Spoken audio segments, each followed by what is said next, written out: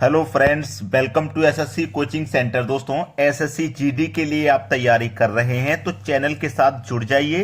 हम regular 3 video लेके आते हैं, सुबह के 11 बजे और दोपहर के 3 बजे, ठीक है, और रात को 8 बजे। तो आप तीनों ही वीडियो रेगुलर वॉच करेंगे तो आपकी एग्जाम की तैयारी बहुत अच्छे से होगी। तो चलिए स्टार्ट करते हैं। पहला प्रश्न है, राम और श्याम एक साथ मिलकर 1 घंटे में 260 कुर्सी बना सकते हैं। उनकी कुर्सी बनाने की क्षमता का अनुपात 8:5 है। श्याम द्वारा बनाई गई कुर्सी की संख्या ज्ञात करें। देखिए, 2 व्यक्ति हैं आपके पास, एक व्यक्ति है राम और दूसरा व्यक्ति है श्याम।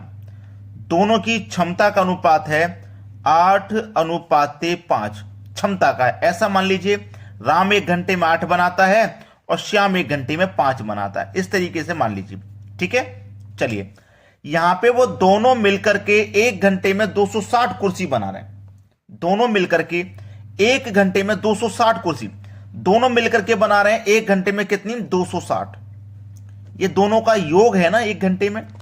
जब दोनों का योग है तो आप अनुपात का भी योग कर लो। 8 5 13, तो इस योग में अनुपात के योग से डिवाइड कर दो। 13 दूने का 26 और 1 0 यानी कि 20 बार में कट जाएगा। कट गया ना। अब 20 का मल्टीप्लाई 8 से कर दो। 108 दूनी का 16 यानी कि 160 और 20 पंजे कितना हो जाएगा? 100। तो कितना हो गया भाई?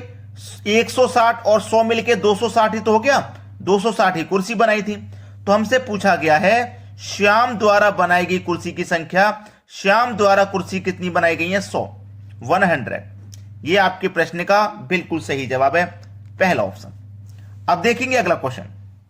अगला प्रश्न है, श्याम ने लकड़ी के एक पलंग को इसके अंकित मूल्य से 30% की छूट पर खरीदकर इसके अंकित मूल्य से 40% के लाभ पर बेच दिया तो उसे अपने क्रय मूल्य पर कितने प्रतिशत का लाभ प्राप्त हुआ? देखिएगा, मार्क प्राइस, अंकित मूल्य का मतलब क्या होता है? Mark price. मान लीजिए मार्क प्राइस उस लकड़ी के पलंग का 100 था, ठीक है। अब उसने क्या किया? 100 रुपए की चीज को 30% की छूट पर खरीदा। 100 की चीज को 30 की छूट पर खरीदेंगे तो इसका मतलब कितने में खरीदेंगे? कॉस्ट प्राइस कितना हो जाएगा? 70 हो जाएगा, ठीक है। 70 हो गया कॉस्ट प्राइस। 70 हो गया ना कॉस्ट प्राइस। अब इस अंकित मूल्य से 40% के लाभ पे बेच दिया। अंकित मूल्य के 40% लाभ पर, अंकित मूल्य यानी कि मार्क प्राइस कितना था? 100 था। अब 100 की चीज को 40 के लाभ पर बेचेंगे, मतलब 140 में बेचेंगे। तो सेलिंग प्राइस कितना हो जाएगा? 140। नहीं समझ में आया? फिर से समझ लो। अंकित मूल्य हमने 100 रुपए मान लिया। अब 100 की चीज को 30 की छूट पर खरीदा, मतलब 70 में। अब 100 की चीज को 40 के लाभ पे बेचेंगे, मतलब 140 में बेचेंगे, ठीक है। देखो, कॉस्ट प्राइस 70 रुपया, सेलिंग प्राइस 140, यानी कि 70 रुपए की चीज को आप 140 में बेच रहे हो तो कितने का फायदा हो रहा है आपको? 70 रुपए का, ठीक है। फायदा हो या नुकसान हमेशा कॉस्ट प्राइस पर निकलता है। कॉस्ट प्राइस आपका 70 है, ठीक है। और प्रतिशत के लिए क्या करेंगे? आप 100 से मल्टीप्लाई कर देंगे तो 70 से 70 कैंसिल हो जाएगा, 100%। तो क्रय मूल्य पर कितने प्रतिशत का लाभ प्राप्त होगा? 100% का लाभ प्राप्त होगा, जो कि सी ऑप्शन में हमें दिया गया है। यह हमारे सवाल का बिल्कुल सही आंसर है। अब देखेंगे अगला क्वेश्चन। अगला प्रश्न है, ए किसी कार्य को 20 दिन में तथा बी 40 दिनों में पूरा कर सकता है। ए द्वारा कार्य प्रारंभ करके वे बारी बारी से एक एक दिन कार्य करते हैं, तो किस दिन कार्य पूरा होगा? ठीक है, चलो क्वेश्चन है, ए कार्य को 20 दिन में कर रहा है। ए कर रहा है 20 दिन में और बी कर रहा है 40 दिन में। कार्य कितना है ये हमको नहीं पता। अगर दोनों का हम एलसीएम ले लेंगे, 20 और 40 का एलसीएम हो जाएगा 40। इसका मतलब कार्य है 40। 20 से 40 को कटाएंगे 2 बार में कट जाएगा और 40 से कटाएंगे तो 1 बार में। यानी कि जो ए है वो 20 दिन में कार्य को कर रहा था, तो 1 दिन में 1 कार्य करेगा, तभी तो 20 दिन में 40 कार्य को करेगा। तो ए का 1 दिन का काम 2, बी का 1 दिन का काम 1 है, ठीक है। अब कह रहा है कि वे ए द्वारा कार्य प्रारंभ करके वे बारी बारी से एक एक दिन कार्य करेंगे, ठीक है। ए द्वारा कार्य आरंभ होगा, ए द्वारा। ए अपना 1 दिन में 2 काम करेगा, चला जाएगा। फिर दूसरे दिन कौन आएगा? बी, और बी आकर के अपना 1 काम करेगा, चला जाएगा। फिर तीसरे दिन ए आएगा। तो ये 2 दिन का काम है हमारे पास कितना? 3। ये 2 दिन का काम है 3। टोटल काम कितना हमारे पास? 40 है। हम क्या करेंगे, 2 दिन के काम से इसमें डिवाइड कर देंगे। कितनी बार डिवाइड होगा, इसको जब हम डिवाइड करेंगे तो ये हो जाएगा हमारा 3 से कटाएंगे कहां तक, 13 त्रिक 39। ठीक है, 13 त्रिक 39 यानी कि 13 बार में 39 काम कट गया, 40 में से एक काम बचा, 39 कट गया ना 13 बार में। तो ये हमने जो मल्टीप्लाई किया है, यहां पे जो डिवाइड किया है, ये 2 दिन का काम था, 2 दिन के काम से डिवाइड किया है। जब 2 दिन के काम से डिवाइड किया है तो यहां पे भी 2 से मल्टीप्लाई कर देंगे तो 13 दूना कितना जाएगा, 26।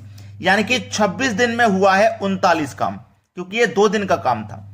26 दिन में 39 काम हुआ। कितने दिन लगे, 26 दिन लगे। 26 दिन लगे, 39 काम हो गया।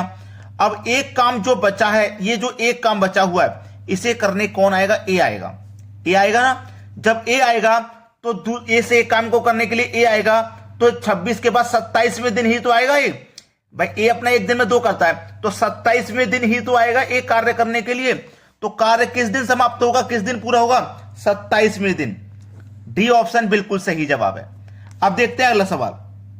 अगला प्रश्न है, यदि एक मोबाइल प्लान में 6 मिनट का मूल्य 32 रुपए है तो 4 मिनट की कीमत रुपए में लगभग क्या होगी। बहुत अच्छा सवाल। देखिए 6 मिनट का जो मूल्य है वो 32 रुपए है, तो 1 मिनट का निकाल लो पहले। 1 मिनट का कितना हो जाएगा, 32 डिवाइडेड बाई 6, यही तो हो जाएगा 32 डिवाइडेड बाई 6। 1 मिनट का हो जाएगा 32 डिवाइडेड बाई 6। हम निकाल रहे हैं 4 मिनट का, तो 4 मिनट बराबर 32 डिवाइडेड बाई 6 इंटू 4। भाई ये हो गया हमारे पास 1 मिनट का। 4 मिनट का निकालने के लिए इसमें 4 से मल्टीप्लाई कर देंगे।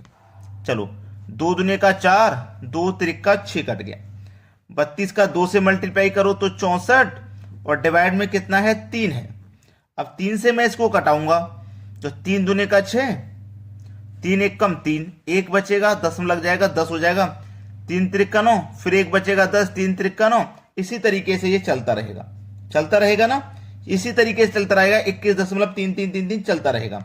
यानी कि 4 मिनट की जो वैल्यू है, 4 मिनट की जो वैल्यू है वो आपकी कितनी निकल के आ रही है, 21.3333 चल निकलती हुई आ रही है। 3333 तो 21 के पास है, 33 है तो ये 30 के पास ही तो है। 21.30 लगभग में पूछ रहा है ना, तो लगभग में भाई इतनी ही होगी। ठीक है, 21.30 किस ऑप्शन में है लगभग में, इसमें से ये बी ऑप्शन में। ये आपके सवाल का सही जवाब। अब देखेंगे अगला सवाल। अगला सवाल है 34 का 15% क्या है। अच्छा सवाल है। 34 का मतलब मल्टीप्लाई, 15% का मतलब बटे में 100। क्या है ये पूछ रहा है, क्या है, इसी को हल कर लेना है, सवाल का आंसर आपको मिल जाएगा। तो सबसे पहले 34 गुने 15 कर लीजिए। 15 कमल पे 4 से करो 60, कैरी का 6, 15 त्रिक का 45 में 6 जोड़ो 51, यानी कि ये हो गया 510। और डिवाइड में कितना है आपके पास, 100 है। तो एक जीरो से आप पहले एक जीरो कटा दोगे तो ये 51 बचेगा, बटे में 10 बचेगा। अब एक जीरो है तो एक संख्या बाद यहां 10 लगेगा, तो 5.1 हो जाएगा आपका आंसर। 5.1 जो कि आपके बी ऑप्शन में दिया गया है। अब देखेंगे हम अगला सवाल। अगला प्रश्न है, यदि 2 संख्याओं का अनुपात 3:5 तथा HCF 20 है तो उनका LCM क्या होगा। 2 संख्याएं, एक संख्या को A दूसरी संख्या को B मान लेंगे, इनका अनुपात है 3:5। ठीक है, यही तो है इनका अनुपात हमें दे रखा है। हमारे पास हमें यह भी दे रखा है कि HCF हमारे पास 20 है। जब हमारे पास HCF 20 है तो हम क्या करें, अनुपातों का भी HCF ले लेंगे। जब अनुपात का भी HCF ले लेंगे तो 3 और 5 का HCF एक ही आ जाएगा, एक ही आ जाएगा। तो इस HCF में अनुपात के HCF यानी कि 1 से डिवाइड करेंगे तो ये 20 बार में डिवाइड हो जाएगा। तो 20 का मल्टीप्लाई 3 से कर दो 60, 5 से कर दो 100। ठीक है, 5 से कर दिया 100।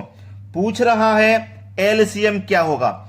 अब देखिए एक फॉर्मूला होता है, पहली संख्या गुने दूसरी संख्या बराबर LCM इनटू HCF। ठीक है, ये फॉर्मूला अगर आपको याद नहीं है तो याद कर लो, इस फॉर्मूले पे बार बार ये सवाल आता है। देखो पहली संख्या कितनी होगी, 60 रख दीजिए। दूसरी संख्या कितनी होगी, 100 रख दीजिए। LCM पूछ रहा है, एलसीएम पूछ रहा है, मैं इसकी जगह एक्स ले लेता हूं। एचसीएफ दे रखा है 20। चलो 20 से 60 कट जाएगा 3 बार में, 3 का मल्टीप्लाई 100 से हो जाएगा तो 300, और इधर क्या बचा एक्स, यानी कि एक्स का मान कितना आ गया 300 निकल के आ गया। यही सही जवाब है। एक्स हमने किसको माना था, एलसीएम को, मतलब एलसीएम कितना हो जाएगा 300। ये आपका आंसर हो गया। अब देखेंगे अगला प्रश्न। अगला प्रश्न है, एक 125 मीटर लंबी ट्रेन एक 75 मीटर लंबे प्लेटफॉर्म को 10 सेकंड में पार करती है। ट्रेन की गति क्या है? ट्रेन की गति क्या है, यानी कि चाल पूछ रहा है वो, ठीक है, चाल। अब यहां पे देखिएगा, हमारे पास जो ट्रेन की दूरी है वो मीटर में है, समय सेकंड में है, तो जो चाल निकल के आएगी, जो गति निकल के आएगी वो मीटर प्रति सेकंड में निकल के आएगी, और उसे हम चेंज कर लेंगे किलोमीटर पर घंटे में, क्योंकि किलोमीटर पर घंटे में पूछ रहा है। चलिए निकाल लेते हैं पहले। चाल बराबर दूरी बट्टे समय, ठीक है। दूरी कितनी है भाई, एक दूरी तो आपके पास 75 मीटर की है, एक 125 की है, दोनों को मिला के 200 मीटर की हो जाएगी। समय आपके पास 10 सेकंड का है, 10 से कटा दिया तो ये 20 आ गया। कितना निकल के आ गया भैया 20।